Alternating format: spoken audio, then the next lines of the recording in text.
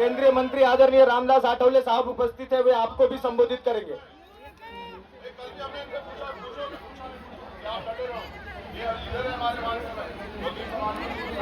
उपस्थित सभी हमारे भाइयों बहनों, चंद्रशेखर आजाद जी ने उनसे महाराष्ट्र, कर्नाटक, उत्तर बात भारत कही है, आप देखते हैं। और कई राज्यों से आए हुए हमारे सभी भाई और बहन,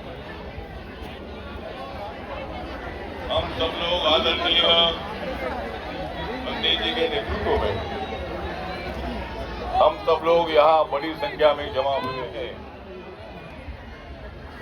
और हम सब लोग बाबा साहब अम्बेडकर जी के अनुयायी हैं, तथागत गौतम बुद्ध जी के अनुयायी हैं। हम सब बौद्ध धर्म के लोग इस देश के बिहार सरकार के तरफ मांग करने के लिए आए हैं कि 1949 का जो कानून है, इस कानून में अमेंडमेंट करने की जिम्मेदारी बिहार सरकार की है और हमारा बौद्ध समाज शांति से आंदोलन करने वाला है। हमारा बौद्ध भिक्खु विश्व शांति के लिए हमेशा प्रयत्न करते रहे हैं और बाबा साहब अम्बेडकर जी ने हमें बौद्ध धर्म की दीक्षा दी है। हम सब लोग इतना ही मांग करते हैं, मैं जरूर भारत सरकार में मंत्री हूँ, लेकिन मैं बौद्ध समाज के नाते मैं समाज के साथ हूँ, मैं मेरे धर्म के साथ हूँ और मैंने माननीय वहाँ के मुख्यमंत्री जी को मैंने निवेदन दिया है। वहाँ के सम्राट चौधरी जो डिप्टी सीएम, उनको भी हमने बोला है और आज यहाँ हमारे विनाचार्य जी ने मुझे निमंत्रण दिया था और आज आप लोग सब लोग इधर आए हैं। जरूर हम भारत सरकार की तरफ जो प्रयत्न करेंगे, ये विषय भारत सरकार के हाथ में नहीं है, लेकिन माननीय नरेंद्र मोदी साहब को एक दिन हम सब भिक्खुओं का शिष्टमंडल के मिलेंगे।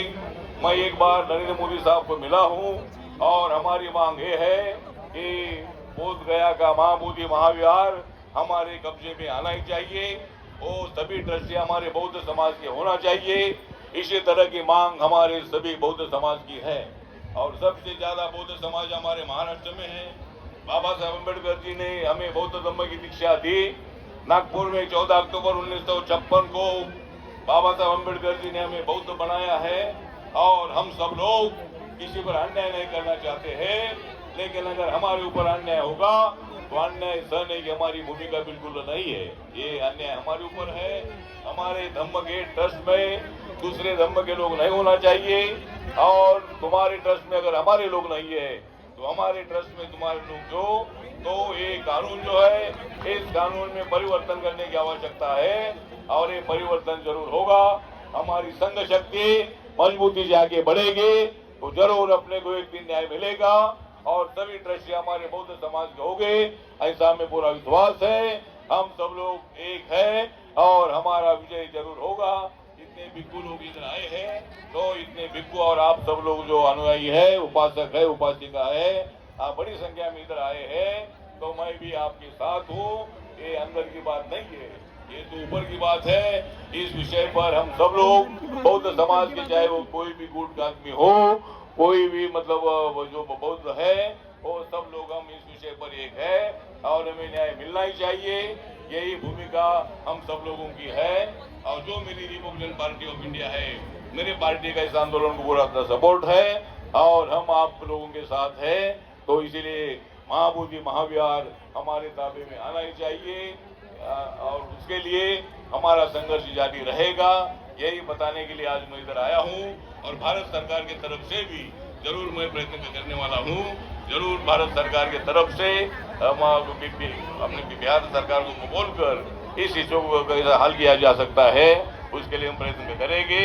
इन्हीं शब्दों के साथ फिर एक बार आप सब लोग इधर आए, हमारा बौद्ध भिक्खु संघ इधर आया, हमारे उपासक इधर आए, इसीलिए मैं आप सब लोगों का आभार करता हूँ और हमारा विजय जरूर होगा, ऐसा विश्वास व्यक्त करता हूँ। जय भीम, जय भारत, नमो बुद्धाय।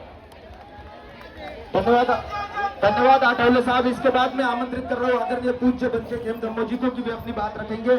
आदरणीय पूज्य बनते खेम धम्मो जी।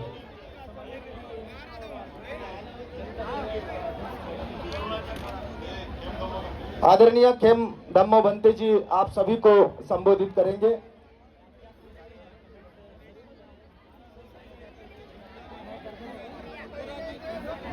आवाज आ रही है सबके पास? हाँ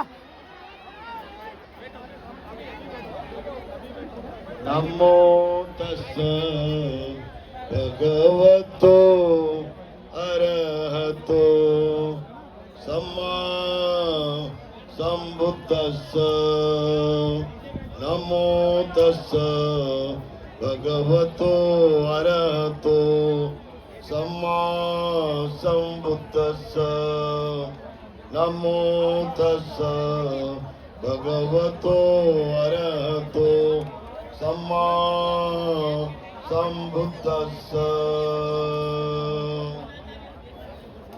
वो भगवान अरहंत सम्यक संबुद्ध को त्रिवार पंचांग